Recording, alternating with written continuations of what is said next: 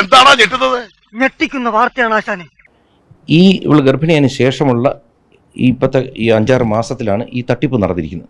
കഷ്ടായിപ്പോയി. QR code ഇന്ന് വളരെ എളുപ്പമാണല്ലോ. ഇന്ന് QR കോഡ് ഞങ്ങളുടെ ഓഫീസിൻ്റെ വർക്ക് ചെയ്യുന്നില്ല. പല ദിവസങ്ങളും മറ്റേ QR കോഡ് മാറ്റി വെച്ചിട്ട് ഇവരിതാ QR കോഡ് എന്ന് കാണിക്കുന്നു. അപ്പോൾ കേരളത്തിലെ പിള്ളേരെ സ്വഭാവമൊക്കെ മാറിപ്പോയി ഒരുപാട്. നീ പറഞ്ഞ സത്യം. പലരും ചോദിച്ചു ഇതിൽ വേറെ പേരാണല്ലോ വരുന്നത്. അതെ പുള്ളിക്കാരി സൂയില്ലാത്തതിന്റെ അക്കൗണ്ടിന്റെ നമ്പറാണ്. എന്തൊക്കെയാണ് ഈ കൊച്ചു കേരളത്തിൽ സംഭവിക്കുന്ന? എന്തൊക്കെയാണ് നടക്കുന്നേ? എന്തൊക്കെയാ? നമുക്ക് ബാങ്ക് സ്റ്റേറ്റ്മെന്റ് കിട്ടത്തില്ല. പക്ഷെ നമ്മൾ ബാങ്ക് വഴി അന്വേഷിച്ചപ്പോഴത്തേക്ക് 34 ലക്ഷം രൂപ ഒരു കുട്ടിയുടെ അക്കൗണ്ടിൽ മാത്രം വന്നിരിക്കുന്നു. മൊത്തം പരിശോധിച്ചപ്പോൾ 69 ലക്ഷം രൂപയാണ് കണക്ക് വഴി മാത്രം പോയിരിക്കുന്നത്. ഇതാണ് ഇവിടുത്തെ വ്യവസ്ഥിതി. We are living in a very cruel society. ഇവര് ഇത് സമ്മതിച്ച് വീട്ടിൽ വന്നു, മീൻസ് മകളുടെ ഫ്ലാറ്റിന് താഴെ. അവിടെ വന്നിരിക്കുമ്പോൾ ഇവരുടെ ഫോൺ എടുത്തിട്ട് GPay മാത്രം നോക്കിയപ്പോൾ ഇവരൊരു 1000 രൂപ എടുത്തിട്ടുണ്ടെങ്കിൽ ഇമ്മീഡിയറ്റ്ലി മറ്റൊരു ഷെയർ ചെയ്തിട്ടുണ്ട്.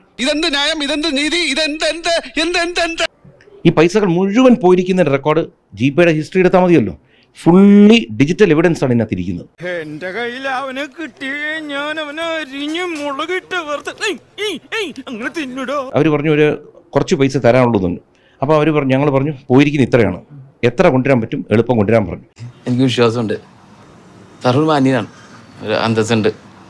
ഈ ഓഫീസിലൊന്നും സംസാരിച്ച് ഇവർ മുഴുവൻ കാര്യം സമ്മതിച്ചു. എന്ത് സംഭവിച്ചു, എങ്ങോട്ട് മാറ്റി, ഇതെല്ലാം പറഞ്ഞു. ഒടുവിൽ കുറ്റസമ്മതം നടത്തി അല്ലേ? പറഞ്ഞു പോകുന്നതല്ലാതെ ഒരു വാലിഡ് പ്രൂഫ് പോലും ഈ 3 പേരുടെ കയ്യിൽ നിന്ന് മീഡിയക്കാർക്കോ പോലീസിനോ ലഭിച്ചിട്ടില്ല എന്നുള്ളതാണ് സത്യം. ഇത്രയും വലിയ ഗതികെട്ടവൻ ഈ ലോകത്ത് വേറെ ആരെങ്കിലും ഉണ്ടാവും എന്റെ കർത്താവേ. ഇനി ഞാനിവിടെ നിന്ന് ഡയലോഗ് പറഞ്ഞ കരഞ്ഞു പോകും. ഉസ്മാനെ രക്ഷപ്പെട്ടോ.